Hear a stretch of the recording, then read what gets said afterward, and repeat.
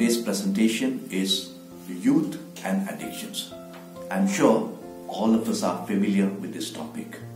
The youth today is facing many vulnerabilities, and addictions to some unhealthy habits is one of them. Addiction is an open wound in our society whose victims are ensnared into exchanging their freedom for slavery. The reality of addiction is no joke. An addiction can be to a substance like alcohol or drugs, or to a behavior like the use of mobile or internet. So, what is the difference between really liking something and getting addicted to something? The difference lies mainly in three things.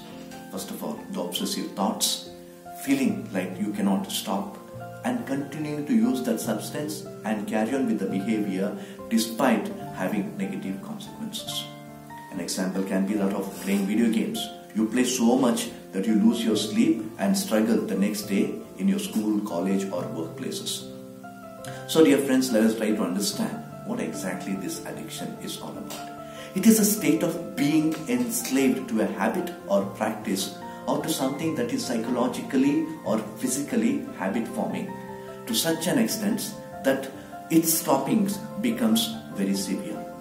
The drama of addiction today not only refers to drugs, alcohol and tobacco, which continues to be the prevalent addictions in the society, but according to WHO, the growing use of internet, computers, smartphones and other electronic devices that have come in the recent decades is associated not only with enormous benefits for their users, but also with documented cases of excessive use, which actually leads into various addictions with negative health consequences.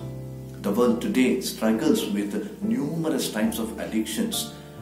This excessive use of these digital platform affects the relationships that we have with our closest ones. Whatever factors that push a person towards addiction, as a result, the relationships suffer with family, with friends and dear ones. So dear friends, how do people get addicted to something? Every kind of addiction begins with similar self-deception. This won't hurt anybody, so I will do it. And I will do it only once. I haven't done it, for a week. I'll be very careful when I do it. I can handle it by myself. I can quit this habit whenever I want. And these kind of self-deceptions can lead people into addictions. Addictions can also be equated with coping mechanisms.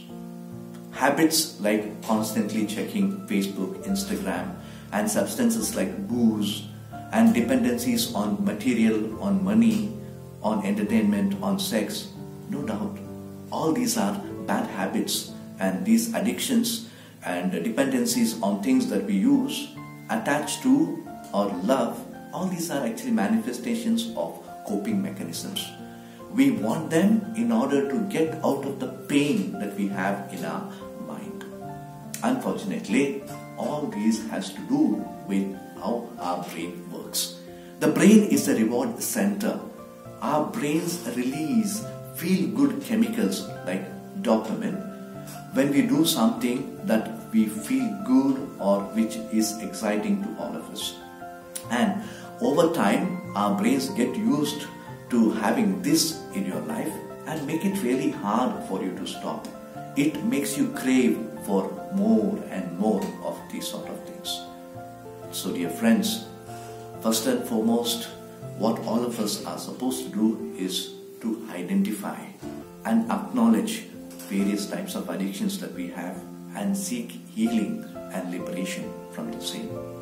A good way to conquer the addictions that we have is to talk to someone with whom we feel confident and whom we know that will help us to get out of these habits. And the best people are the counselors. Better to approach them, go for a counseling so that our brains will not be hijacked. We can get back to the balance of our life and reconnect with those people around us. It will definitely take time, for us to create these new pathways in our brain. Initially, it will be very difficult for us to approach somebody and talk to them over the personal struggles that we are going through. But be sure, once we speak about the problems, once we speak about the addictions that we have, we will definitely feel the inner freedom. The goodwill alone is not enough, dear friends. We need the grace of God as well. So let us trust in the power of God, the healing power of God, and intercede His help as well, that we may overcome the addictions that we have entered into, so that we may experience true freedom and live as happy human beings. Thank you.